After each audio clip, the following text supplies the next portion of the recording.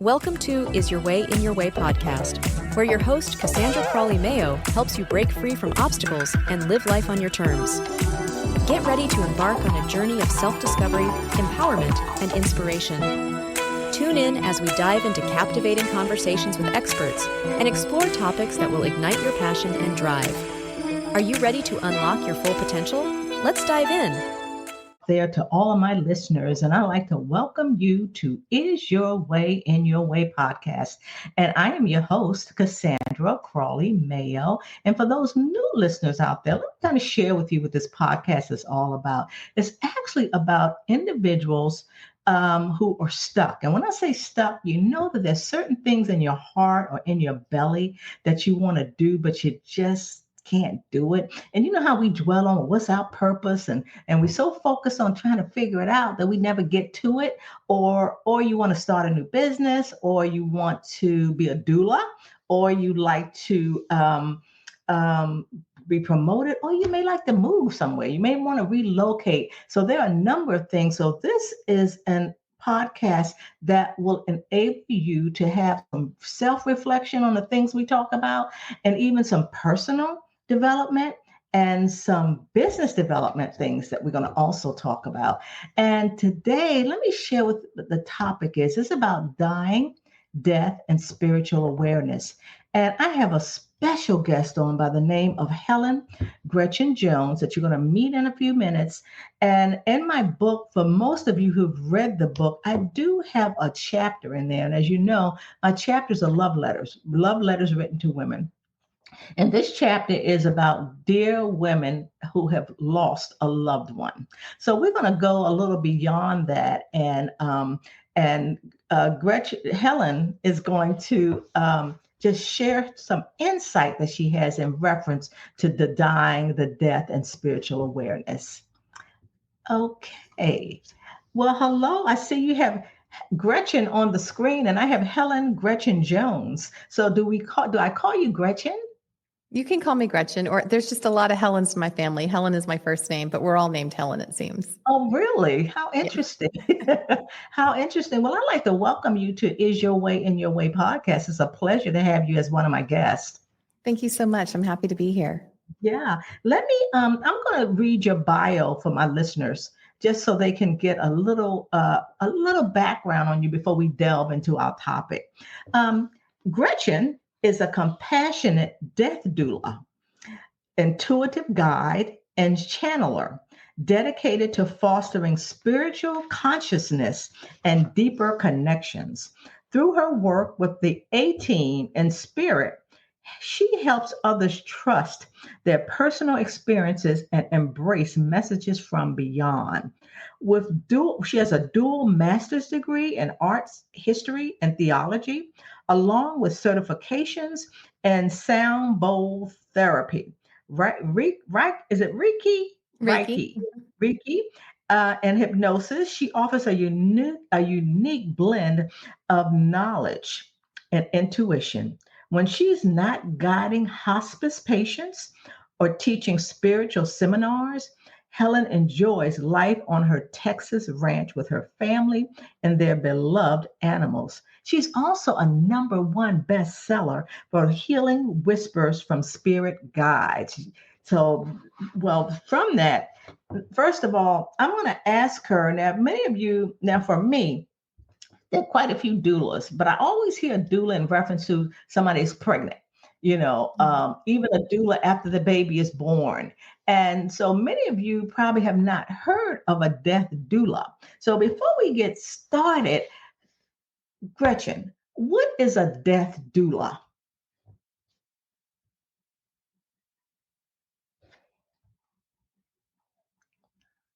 Can you hear me? I can. It froze for a minute, but you're back. Okay, great.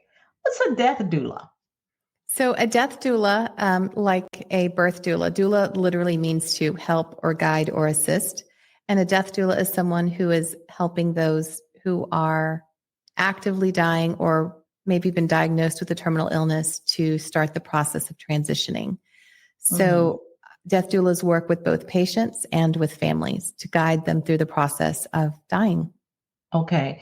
When a person's in hospice, Is that any different than the work that you do? So I work with hospice patients and Uh-huh. other different families privately as well. But Uh-huh. hospice is an amazing resource and tool in our communities. It is an opportunity for families to receive medical care, pain Mhm. relief, medications in that sense, volunteers, nurses coming in, help with basic needs of a patient as they progress along their journey, including bathing and different things like that. Mhm. I've had patients in hospice care for as long as 5 years, and that is one of my sticking points. It's that people are so afraid to get on hospice because they feel like it's the end, it's the final goodbye in some ways. But really, it's a valuable resource for all of our communities. And a lot of people don't recognize sometimes that hospice is also charitable. So even if you don't have insurance, you can get on Mhm. hospice and be supplied with the necessary medications and resources available. Wow. When you say charitable, what does that mean? Because a lot of people, like if I'm not mistaken, like Social Security, I don't believe pays for hospice. It's a lot of things that they don't have the resources to get their family members on hospice, knowing that probably that's the next best step. That's probably what a doctor would share with their family. So when you say resource, what type of resources would they have?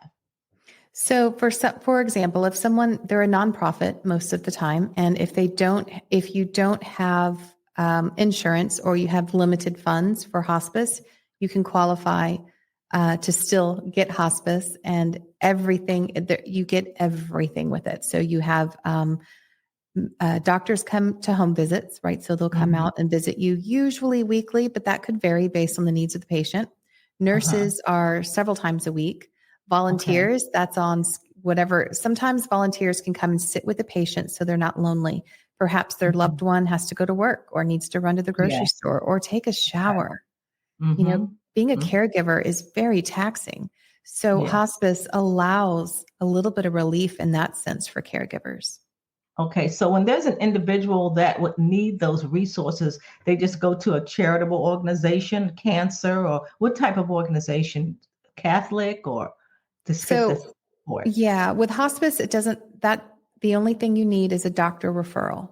And a doctor Okay. will refer you to hospice. And their standards for referring to hospice are really simple. It's if they believe it's if they would not be surprised if you were to die in the next 6 months. If Mm-hmm. a doctor says, I wouldn't be surprised if you died in the Oh, next 6 months, and it could be, like I said earlier, I've had a patient on there for 5 years. yeah. It, Okay. it's very, very lenient, but it's very, very Mhm. helpful. That's great information. Thanks for sharing that. Now, what I'd like to know is before you got your education, your degree in history and theology, tell us a little bit about your backstory. What was going on as you were growing up? So when I was growing up, my family was, um, my grandmother was a Seventh-day Adventist. My father was an atheist, later agnostic. Mhm. My We were raised Presbyterian, so we had all these different faiths coming in. I had friends who were Hindu and Muslim, and as I Mhm. moved through college, and I just had so many. I don't know. I just felt like someone had to be right. Someone had to have the answers. So when I Mhm. started studying art history, I was looking for answers in all the different types of art, iconography, and all the way back to cave paintings. I'm like, where are the answers? And when I got degrees in theology, I was comparing different world religions, trying to figure out what was right. Mhm. And what I discovered along the way, because I had spiritual experiences even as a kid, was what I could really trust were my own beautiful, very loving. I believe in a God, in something that is all encompassing, all that is. And that's what I Mhm. feel when I have these spiritual experiences. Mhm. And I don't know, I felt like religion as a religion offers some really amazing structures and community for a lot of people who really, really need that. But Mhm. as a whole, I think that I'm more geared towards spiritual experiences as something that drives me more than a specific structured religion. Okay. Now talk about some of those spiritual experiences. What are those? What do they look like? So, are you referring to in my childhood or when I'm sitting bedside with patients? In your childhood, as you were growing up, because Mhm. something led you to this, what you're currently doing, and we'll get to that. But what was going on experiences when you were a child? So, we had me and my sister Gwen. We're a year apart, so we're very close in age. Mhm. And my family was a little bit, I don't know. My mom got married a lot, and Okay. we went to go live with my grandmother off and on a lot. I say we probably lived with her as much as we lived with our mom. And Mhm. so there was a little bit of I didn't have that control or that structure that I yearned for as a kid. And so when I Mhm. felt overwhelmed or I don't know, a little like I wasn't unsure about myself or my surroundings, I would go Mhm. sit in a bathtub where I knew no one would bother me, just an empty Mhm. bathtub. And I Yeah. would just focus on the silence. And sometimes during that time, I would have a spiritual experience that would make me feel that everything was going to be okay, Mhm. that everything was okay, that I had nothing to fear. And so Mhm. that experience and those voices or those beings of light helped me along my journey ever since then, as long as I can remember. Mhm. Um, while you were having, this is not the only spiritual experience you had as a child, but as you were having these, did you share it with anyone? What you were going through, what your experiences were? I did. And when I shared it with my dad, he Mhm. said, I believe you believe that's what you saw. Mhm. It was disappointing to hear that, but these experiences were so transformative that it did not make me question the wisdom of the information coming through. It made me question the wisdom of my parents. If they Mm. didn't understand what was happening or what was going on, perhaps they didn't know as much as I thought maybe they should as my parents as a little kid. When I Mhm. told my grandmother, Mm. she was scared. It was something very fearful for her. She thought it could be, in her words, like the work of the devil sort of thing, Mm. because she came from a very fear based upbringing around being able to connect on a spiritual level. Mhm. So I kind of find that ironic because I think in many Christian religions, being able to connect to God is Mhm. something that everyone strives for. So being able to Mhm. connect to angels or whatever. So these Mhm. were beings of light and they never had everything that ever emanated from them was beautiful and warm and loving. And it was always Mhm. positive, but I think it was still a scary concept for my grandmother.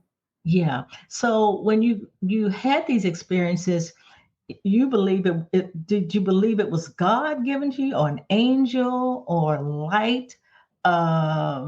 Like did something say something to you? Was it something done that transformed you and you just came way out? Just, got out of yourself, no longer stuck in this thing. Yes. So no one ever came to me and said, I am God, or I am an angel, or I Mhm. am of the light. They were all of those things. Um, Okay. it, I'll tell you what it felt like. It felt like home. It felt like a remembering. It felt like, oh, yeah, of course, this is right. It just felt exactly right where I was supposed to be. Mhm. Everything felt okay. I wasn't fearful in any way. It felt Mhm. like an old friend or, a loved one, a companion, someone who has Mhm. always been there for me, would love me no matter what, that I felt this deep love for them. And it was really more of it felt bigger than me, Mhm. sort Mhm. of like a collective. And I associate God with everything. God is in me, God is in every animal, every plant, Mhm. every being. So Mhm. that's sort of what it feels like. Okay. Um, you had a certain education, you indicated, because you were very curious. Trying to put stuff together. I think curiosity is wonderful. I actually see that as being very wise when an individual is curious.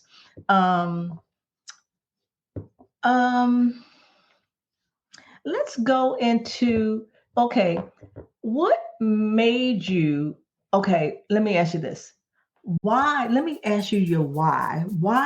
What's your why behind being a death doula?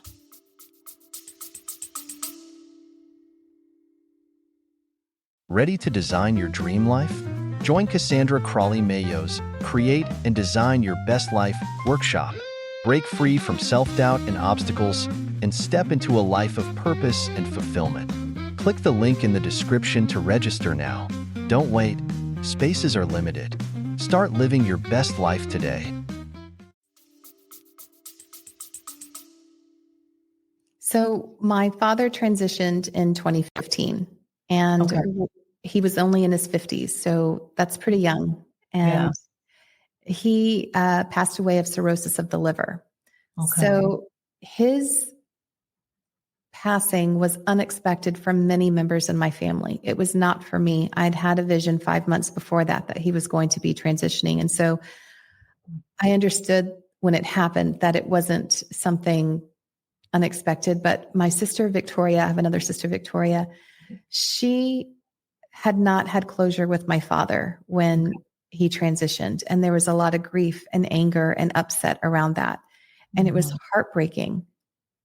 Heartbreaking. I can't even tell you the amount of closure that was not able to happen with my family and my dad.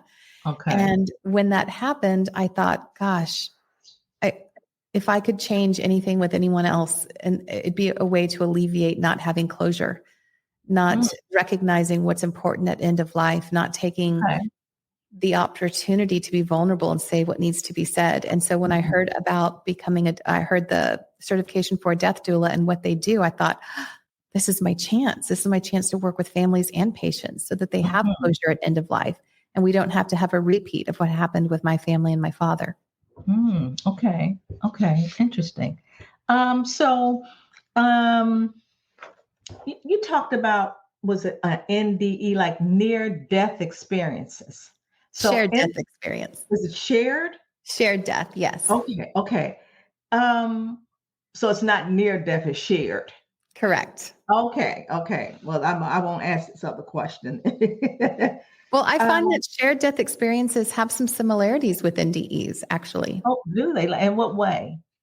So whenever, at the end of life, whenever someone is about to take their final breath, it's been my experience so far, because I'm able to see spirits standing outside of their bodies. I'm able to see these people standing outside of their bodies before that final breath is taken. And the reason this is important is because it means we don't have to suffer. So many people are afraid to go to sleep whenever they're in the process of dying. They're afraid they're not going to wake back up. Or they're afraid with every breath they take, it might be their last one. There's going to be a shift and it's going to get harder and harder. And they worry about that last breath being a stressful breath that could imply suffering. But what I'm discovering is that people are actually standing outside of their body. Their body is going through the natural process of shutting down and returning to the earth. But the soul of that person is safely observing. This is supported through NDE experiencers. When they say, oh, they were doing CPR on me. They were, had all the monitors hooked up and I was at the ceiling in the hospital. Right. Because you don't have to be in your body for that moment of suffering. The only difference between my patients and the people who are NDEers is mine continue to their welcome home party and to the other side, whereas NDEers return back to their body once the hard part is over, the suffering and the cracking of the ribs and the CPR and all of that stuff. So that even happens like if someone was tragically killed, right, in an accident, just boom, or either on an airplane. So they will then still see their, would you call it an outer body, or would they still see themselves? I believe that they shift their focus. So we are spirits and we are always spirit. And we are utilizing a human earthly body as a vehicle in which to have experiences that have a beginning and an end. In our earthly world, we have time and we use it and we need it because it allows us to exit our experience. We don't want to be here in human bodies for eternity. No, we are souls. That would be so boring. We are souls who want to have a beginning and an end to our physical experience. So there's no need for us to experience suffering as we shift our focus out of our bodies. We can let the body go, and we do quite naturally. Even if an airplane's going down, we pop out right before collision. That's interesting. Yeah. Because I have heard individuals say, as someone is transitioning, they can see them. I've heard that, see their bodies moving. And I also had another guest who had a near-death experience. And she talked about it, how she saw herself. She saw people working on her body, and that was unbelievable. Because, well, let me ask you this. Why do you think people shun from even talking about death? They don't even want to talk about it. Why do you think that is? I've given this a lot of thought. And actually, if I were to just be real practical about it, I think it happened back during wartime. Specifically, I believe it was the Civil War, where we that's where embalming started. That's where trying to get soldiers back home across state lines and different areas. So that we started utilizing embalming and putting them so that their bodies would stay longer before they can make it back home. Once we started removing death from the home and from the family, it becomes something that's distant from us. So someone gets sick, we put them in the hospital, we put them in a nursing home. They're away from our private home. Some stay in the home, and that's great if they can. And then after that, we send them off to be embalmed or cremated or, and then someone else takes care of the aftercare of the body after that dies. And then someone else, embalms them. Someone else puts them in the ground. I mean, it's someone else always doing the work to care for our dying and our dead. So with it so far removed, generations and generations go by and we start to have death become something a little bit uncomfortable for us, something that's unknown, something that's done by other people, not us. That's when I think it shifted. Just from a practical standpoint, when we stopped personally caring for our dying and dead. It's like, no, we don't have control because we don't understand it, or we don't. I've had people say, I don't want to talk about it. And they're adamant about it. I don't care what you do with my stuff. They just, I've heard people say that. And even though, when I was sharing about the chapter in my book, I kind of talked about what are individuals' wishes. It's just weird how they don't plan, but they plan for a baby, or they plan for a marriage or wedding. But why not plan for something so sacred? But as you indicated, that sounds about. I would kind of say that practically why we shun from it. Share with us your most transformative experiences with a patient. Do you have any? I bet you do. I have a lot. Okay. And I've had several that are very, very transformative. I am not sure which one to share. One of my favorite ones to share is Mrs. Wilma. Of course, I have changed their names to protect their privacy. Mrs. Wilma was a patient of NODA, and NODA stands for No One Dies Alone. It's a hospital-based program in many cities across our country. What NODA is, and I'm going to talk a little bit really quick. NODA is a volunteer organization. They need, when someone starts to actively die, which means the last 72 hours, they send out an email blast to all of their NODA volunteers. Wow. And you sign up. Yeah. Oh, it's fantastic. You sign up for 3-hour shifts. And you go and you sit with these patients. And these are people who are dying alone, people who maybe never had children, maybe family can't afford to fly in where they're at. Maybe they were kind of jerks and burned all those bridges and no one wants to be there for a number of reasons. People are dying alone. Yeah. Wow. Yeah. So Mrs. Wilma was a NODA patient, and I signed up for her shift. Mm-hmm. And when I go in to sit with my patients, I like to do a little bit of a prayer or a meditation, and set my intention before going in. Mm-hmm. And then I do it again when I see my patient. I'll sit with her. Mrs. Mm-hmm. Wilma was elderly. She was, I believe, in her 90s. She was Black, and she did have family. They just couldn't afford to come in. Mm-hmm. And she was very, very peaceful. And I sat there and I played hymns. I knew she was Baptist, so I played hymns for her on my phone. And as I sat down to sort of like hold her hand and pray with her,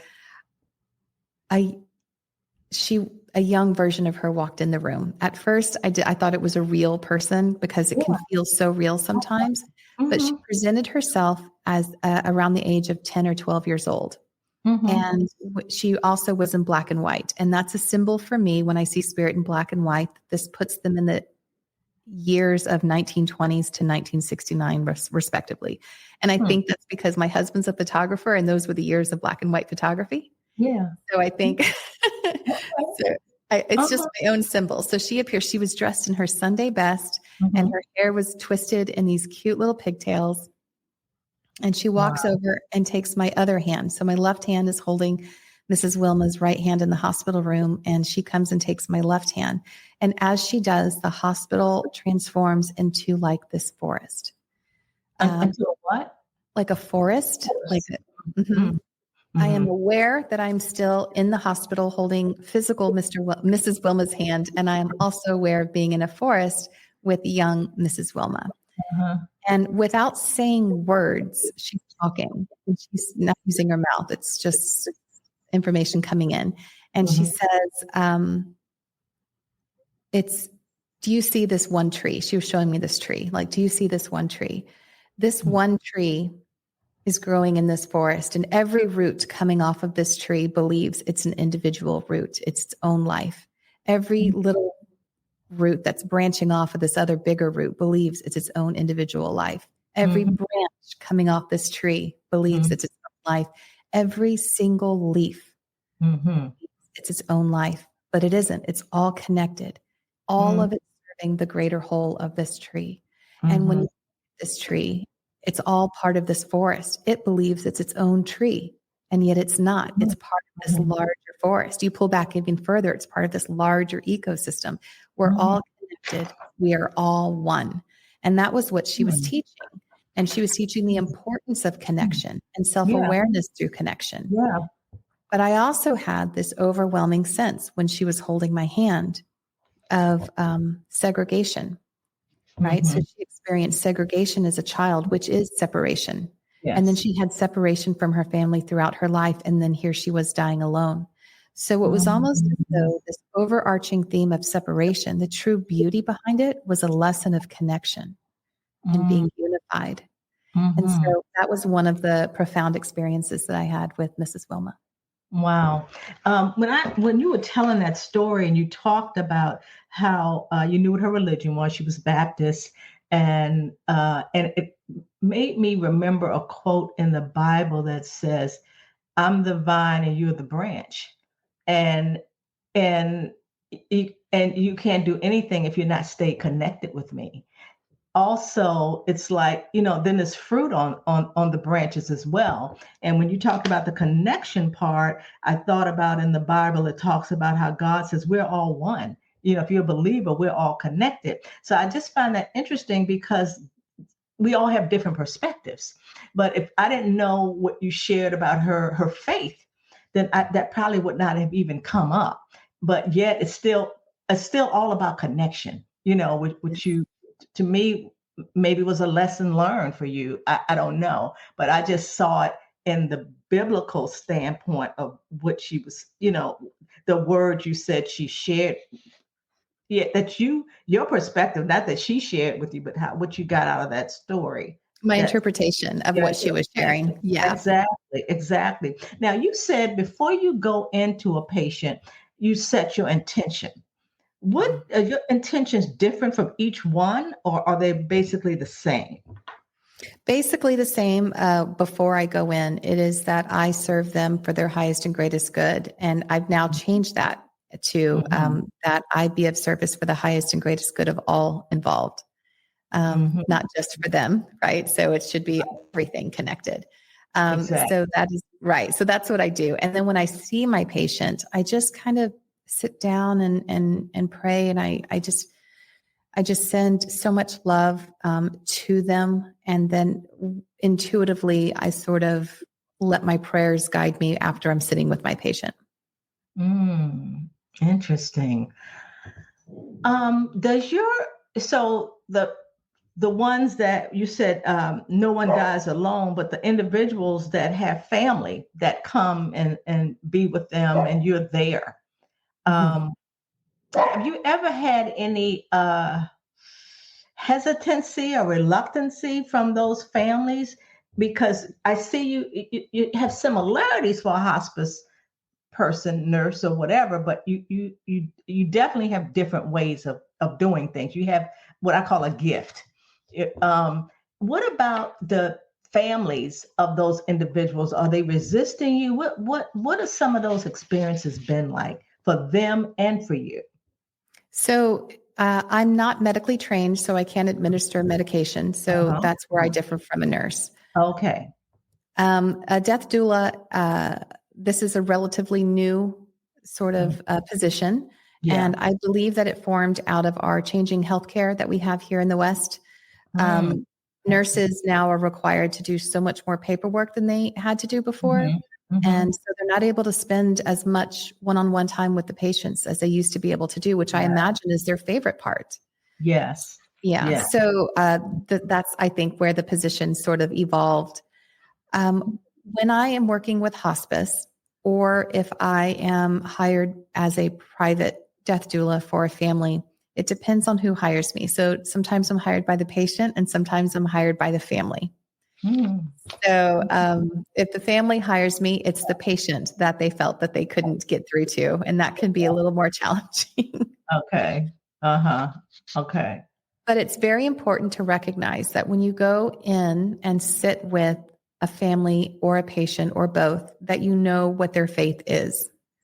And I think that's one of the things that has been very, very helpful with my degree in theology is having a very deep appreciation and understanding of different world religions. So when at end of life, when patients are having visions or seeing deceased loved ones or having these beautiful spiritual experiences, sometimes it can seem contradictory to their faith. And it's very important to be able to understand what the faith is and help navigate that within the confines of the faith, the perspectives of the faith, so that your whole reason that you're there is to bring peace and to bring closure for family and the patient. So for example, I had one of my patients was a Catholic nun, Sister Bernadette. And she was lovely. She was a nurse her whole life and worked in a hospital. And here she was dying now in the hospital. And so she had a very supportive community. Everyone loves Sister Bernadette. And when one time she came in and she goes, "Close the door. I have a confession to make." And I thought, do I need to go get a priest? Like what's happening? She was kind of, spicy. She was a little sad sometimes. And she says, "No, I want to tell you that my friend, my sister, Mary Catherine, has been visiting me." And I was like, "Oh, that's great." And she goes, "No, you don't understand. She's already gone to our Lord Father." So I was just like, "Oh," and she's been not only visiting, but she's been chatting with her. And she was very adamant that communing with the dead went against her Catholic faith. And so in an attempt to sort of guide that process a little bit, I said, "No, you talk to Mother Mary, you talk to Jesus, you talk to God, you talk to dead all the time." And she goes, "No, I pray to them. I don't commune with them." So in her mind, she wasn't having an active conversation with them. She was expressing gratitude towards them and asking them for some things, but never having an active conversation. And I think that's where she drew the line with her faith. Of course, everything's perspective. We can shift it. Absolutely. And so I think what we ended up doing was we talked about how perhaps like when Archangel Gabriel visited Mother Mary and told her she was going to have Jesus, that was a vision that she had. And I said, perhaps Sister Mary Catherine is a messenger of God as a vision for you. And perhaps, we can approach it that way. She's like, oh, okay, I need time to kind of think about that a little bit. But it helped her be able then to interact with that vision of Sister Mary Catherine and be able to take on the beautiful, loving messages as they prepared for their trip. Sister Mary Catherine was telling her they were going to be taking a trip. So, if you understand someone's faith and you can understand how to shift a perspective that includes the loving, beautiful spiritual experiences that are happening, well, then that definitely offers closure. That's beautiful. That's beautiful. And you're right. A lot does have to do with the religion that they are, and that's their belief. And that's what they're going to go with. And I think it's awesome of you to study those religions so you can to understand. And obviously it's no judgment. You're not there to judge. You're there to love them and provide them with comfort as they transition. Now, do you believe individuals may have visions, but they're not transitioning? Have you ever heard that before? I have visions and I'm not transitioning. Exactly. Are your visions similar, or they're just at random, or are they? Do they come often? Tell me about those visions. I'm interested because I had just one, and I was like, "What was wow. your vision?" Well, my vision was I was at work, and when I went in my office, everything in my office was turned around. The desk, the chairs, the plant was over here.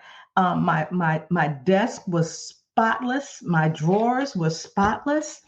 And throughout the day, I was angry because I thought somebody came in my office and changed it around without telling me. And this went off for the entire day. So when I had my employees come to me, I would look at them strange and they're like, is anything wrong with you? I'm like, no. And then I asked somebody, I said, did you come in and change my desk? They were looking at me like, no. And I was like, well, what is, and it bothered me all day long. And I was blaming my employees. I'm like, I know you like everything was in order, everything. Okay. And not that I had maybe my office was in disarray, but it wasn't like I had it before. And then at the end of the day, my office came back to how it was. And I was like, what in the world was that? And I asked my minister yesterday, are there people have visions? And, he said, well, yeah. He said, tell me about it. And then, he kind of shared with me because there was a lot of chaos in the hotel with employees. They would arguing with each other. They would it was just crazy. And he said, what's going to happen is things are going to get back in order where you work. And it did. People start leaving, new people started coming in. So that was my only vision I had. Then I'm like, I want to have another one, but I've not ever had another one so far. Well, that was a spontaneous vision then. Yes, it was. It was. So what type of visions do you have? Spontaneous? So I've had spontaneous visions, but I have now I have a more developed practice. So when I sit down to pray or meditate, I do that regularly, and I'm very, very visual, and I receive visions every time I do that now as part of my practice. And so I utilize that vision to help guide my the challenges in my life or the challenges other people are experiencing. And of course, there's, like you were saying, there's no judgment. It's just where a person is on their path. So if I receive information, I don't have to tell that person necessarily. Like, for example, when I saw that my dad was going to die, I didn't go tell my dad, I saw that you're going to die. Yes. Yeah. That What I think is happening around that, because I will frequently now, because I'm working with people who are dying so often, I will frequently get visions around a ballpark of when someone's going to die. 5 months, 4 weeks, something like that. And it isn't, they've never just said, October 7th at, 9 a.m. No one's ever, it's not like that. It's definitely a ballpark. Exactly. But I think the reason that is happening, and this has been what I'm journaling and trying to get my head around, is I don't get to be privy to someone's death as if it's written in stone. I believe that when I receive a ballpark that someone's going to transition, it's because on a soul level that has been decided. And then I'm able to pick up on that information like a wave of information around me. It isn't like I can stop it. I don't think it's meant to be stopped. And I also don't think that it's something that, is something that I have to go tell someone right away. It's because on a soul level, that's already been decided for them. Maybe by them, maybe by God, maybe by both. Maybe they are God. It doesn't matter. And then I think that's when I become aware of it so that I can work with them and the family to navigate peace and closure in those final moments. It doesn't have to be about, guess what I just figured out? You're going to be dying in October. Exactly. That's interesting. And I didn't consider those as visions, but I have dreams.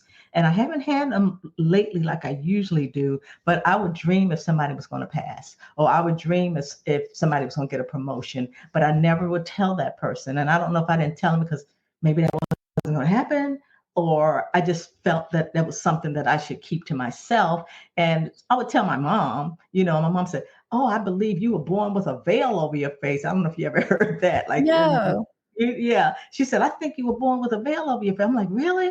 Wow. So I wasn't afraid, but it was just unusual, and then I would have my mom say, "Did you dream anything about me the other night?" I'm like, no. I said, "I don't think it works like that. I don't think it works like that." But I didn't consider those. I just say those were my dreams that I had. I can interpret some dreams sometimes. That's somewhat of a gift of mine. So that's interesting. I think that's beautiful. I would love to get more dreams. I mean, that is fantastic. Really? Yeah. And when I have them, I never finish them. And I think that's why I remember them, because I'm right in the middle of them. But if I finish them, then I don't remember them. But if I'm right in the middle and I wake up, I'm like, oh my gosh. Yeah. Because I had one the other day, which is kind of weird. And I have a dream book, and that helps me interpret the dream. So I keep saying, I'm gonna look in that book, but I don't know what it's going to say. I don't know if I want to know that or not. So yeah, that's really interesting. How we were created and wired. That's what I'll say. That's what I'll say. Another question, and I know you talk to your patients. There's a hospice nurse by the name of Bonnie Ware. I don't know if you've ever heard of her, but what she did was she was interested in individuals' regrets as they were transitioning. So she interviewed them. She got permission, and it was amazing the regrets people had. And 3 of them, I'm like, okay, I can get it. I work too hard. I don't spend enough time with family. I wish I would travel. But there were 2 regrets that really stuck with me. And I know that's what got me on my mission is I wish I were happier, they would say. And I wish I was more true to myself. And that's what they would say. And I was like, that's so weird. Why weren't they happier? Why couldn't they be more true to themselves? So what the patients that you've spoken with, have they ever talked about their lives? Like what's happened in their lives, or any regrets or anything? Yes. And I think that's important. I haven't heard the happier one as much. Because all of them are unhappy, but that's not where they're focused, because most of them are not just thrilled that they're dying. Right. Okay. But I have heard the true to themselves. It's one of the biggest ones I get. And here's why. Okay. In my thought. Right. Is the people who I'm talking to who are expressing that are elderly. They're in their 80s and their 90s. That was a different time. That was a time when it really mattered about what your reputation was, what other people thought of you, what the community thought of you. That's getting less and less now. People don't care as much. They'll say and do anything online these days. But before, it was very important. There were community standards, and that there were, you you don't, you couldn't be out with a boy too late or it might look bad, and you couldn't dance too close. And, Mm. I mean, there were just all these social Yeah. rules that really mattered. So people shifted their lives and lived their lives based around what they thought other people were going to think, what they feared other people might think. And it was a very judgmental time. Yeah. In my thought, so when I'm helping people who are of that age transition, they start to recognize now how many of their decisions were based around their thoughts of what other people might think versus what they really wanted to do. That's interesting. Have you been with anyone younger and experienced their thoughts, what they were thinking that weren't at that age? My youngest patient was was in their late 20s, early 30s, being vague. That person, and then I had another patient who was in her 40s. And they were, I'm going to talk about the woman in her 40s. The woman in her 40s, she was an alcoholic. And so she still very much felt not at all like she lived her life for someone else, but she did feel like things were done. She was very much sort of victimized throughout her life is sort of her perspective. And so even in death, this was being done to her. And there seemed to be a lot less, there appears to be a lot less ownership or responsibility based on actions in some of my younger patients. Yeah. They feel more like, look what life has done to me instead of a victim, huh? Yeah. So, I mean, that's just, I mean, luckily I have more experience with people who are elderly than I do with my younger patients, but that is something that I've noticed. Interesting. Gretchen, people are really, and I was like this too, as I was growing up and wondered what my purpose was, and there is a lady by the name of, I think her name is Garcia. She's 103 years old. She has been, she's been on the internet, people are interviewing her, and she's a doctor. And she was talking about, of course, she has a lot of wisdom because of her age. And she was saying that one of there were 5 reasons or something, that makes people happy. And she talked about having a meaning in life. Like they have to know their purpose, because you're not here just to be here. You're here for a reason, and then you're going to go on. And I believe that because right now even though your purpose can change over time, but I'm pretty clear right now what mine is. Do you know what yours is? Is it what you're doing, you think? So I believe that we're all multi-purposed. I think that we're here for many reasons. I believe one of my purposes is to serve. It's what brings me fulfillment. And so having that fulfillment obviously means I'm content and happy. It doesn't mean I don't continue to set goals and strive for new and different things, of course. But right now, serving the dying community is right where I'm supposed to be. And that will probably change. I haven't always served the dying community, but I do feel serving is something that definitely brings me fulfillment. I asked my husband the same question. I was like, what brings you fulfillment? And he said he said providing for my family. And so I always thought of that as being a really big responsibility. Yes. For him, it brings him fulfillment to achieve something like that. So it's funny, the different things that really resonate with people as what brings them fulfillment and contentment and a sense of pride in themselves and what they do. So yeah, for me, it would be definitely serving right now. That's where I'm at. Years ago, it was being a mom, but my kids are growing up. I have one in college and I have one who's 13, but should babysit my 19-year-old probably.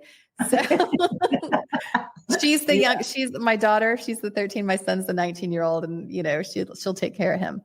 But they just don't need me like they used to. So that purpose is now kind of moved on some. Yeah, yeah, interesting. Yeah, that's what I try to tell my listeners and my clients, that the purpose can change. Yes. Yeah. So whatever you're doing then could, if you're a caregiver, that could be your purpose at that time. Absolutely. Uh-huh. Now the title is Dying, Death, and Spiritual Awareness. And you also said that is how important it is for telling your story, finding peace through dying process and grief. So, what's the importance of, why do you think that the importance of telling your story and finding peace through the dying process and grief? Okay, so I believe it's very important to tell our stories. Mhm. So when we tell our stories and we share, we form a connection to someone as they listen. When we listen to someone tell their story, we Yes. start to find relation. Oh, that's relatable. I can understand that. I understand that. I see now why they made that choice. Mhm. And we offer them grace. And the more we offer people grace, and the Mhm. more and we do it through storytelling. That's what's so great about being human. Mhm. The more we start to realize that we're all more alike than we give each other credit for sometimes. Yes. And when you know someone's story and they make a choice you wouldn't have, you let it slide a little bit. That's where that grace comes in. You're like, okay, I know they know better. I'm sure they're, whatever it is that you want to tell yourself. But when we do that and we start offering grace to everyone around us and a level of understanding and awareness to everyone around us, that's Mhm. peace. And that ripples Yes. out into the world. And then the next person does it, and the next person does it. And it all starts with being brave enough to be vulnerable, to share our stories. That's beautiful. And my book, that's my story, is your way and your way. And just the reviews and people I talk to, like you said, we're more alike than we're different, and they could really relate. And I think it took me so long to write my story because I was in my way. I didn't want people to know my stuff, like, That's oh right. my gosh, they're going to judge me. And then I just felt this knowing, like yours is a different, but it's like, you got to write this book and I'm not going to leave you alone until you do. And so I did. One more question for you. This is great. Since you're a catalyst for transformation, I'd like for you to leave my audience inspired and forever changed. It's like, bring your transformation message to my listeners. But like I said on here, with a profound transformed perspective on life, death, and the connection that binds us all. And you may have just said it. Yes. Well, I do believe that finding that connection to every person around you is what allows us to share love and to share a unified feeling with everybody across the globe, actually. Mhm. And there's so many ways that we can do that. And it starts with, for some of us, being vulnerable enough to share our stories like you did. And like Mhm. all of your listeners who come on here and share their stories. I mean, all of your But people who, listen. yes.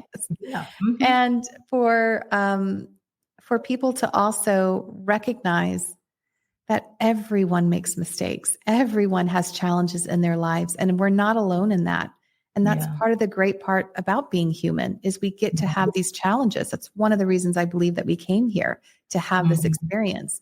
Mhm. Otherwise, why the challenges are supposed to be the fun part when they're over. It's all about how we work through that journey. Mhm. So I think that we're all here doing the same thing. We all chose to come here all at the same time. We're all here trying to experience something fantastic, and we get to be here. You get to be here, and it Mhm. is short. This Yeah. is a short time on this planet. I'm already halfway through. Yeah. So I'm Right. like, what else do I want to help other people Right. be able to do? What do I want to leave behind? Right. So I'm yeah, with finding peace within yourself right now will help you Right. find peace with others. Wow, that's why I say I'm in my fourth quarter now. So what's going on? I'm in the fourth quarter of my life. How Let me ask you, how can people find a death doula? Is it, or you can just Google it? You can. Um, okay, all right, okay. How can individuals get in touch with you if they'd like to? Sure. I have a website. It's www.helengretchenjones.com. Mhm. And my book is available on Amazon and on barnesandnoble.com. It's available in Kindle, audiobook, and paperback. I love audiobooks myself. I like to read while I'm running errands. So, Uh-huh. I do too. Yeah, yeah. And your book is titled Healing Whispers from Spirit Guides. Yes. Wow. That's Yeah. a lot. Uh-huh. There's a Yeah. lot in there. There are meditation practices. There are, the book is chapters that my favorite chapters with patients, spiritual experiences and beautiful journeys towards death that my patients have had, and a preceding chapter about the lessons I've learned and wisdom I've gained from working with the dying community. Mm, mm. Wow, Gretchen, this was great. I could talk to you longer. I mean, you've given a lot of insight, different perspectives that I think are something to think about. Um, and I liked how you posed the hospice nurse versus the doula and your role in this, and how you have been a blessing in many people's lives that you have worked with. Um, and the families as well. And hopefully by doing this, the families can get closure. Yes. Yeah, because as I shared with you before we came on, I still know families that don't even speak to each other because the family member passed away. So I don't get that, but It happens a lot. That's right. Yeah. And it would be amazing if there would be a third party to come in and sort of navigate those waters a little bit. Yeah, that would. Wow. Well, thank you so much. It was, like I said, a pleasure. And my listeners, I know if you know of somebody that this would resonate with, and I know you do, I ask you to please share it. And also, it's going to be on all social media platforms. And to share with my listeners, actually, this is the longest podcast I've ever had. So that is great. I'm just so into it. It was just so interesting for me. And I appreciate you, Gretchen. And my listeners, again, bye for now. God bless you. And Gretchen, bye for now. Hey, thanks for listening. If you've been enjoying our empowering conversations, make sure you don't miss out on future episodes of Is Your Way in Your Way podcast. Stay in the loop with all the latest episodes. Join our mailing list over at CassandraCrawley.com.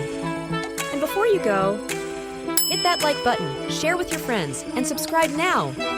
Until next time, let's get ready to live your best life.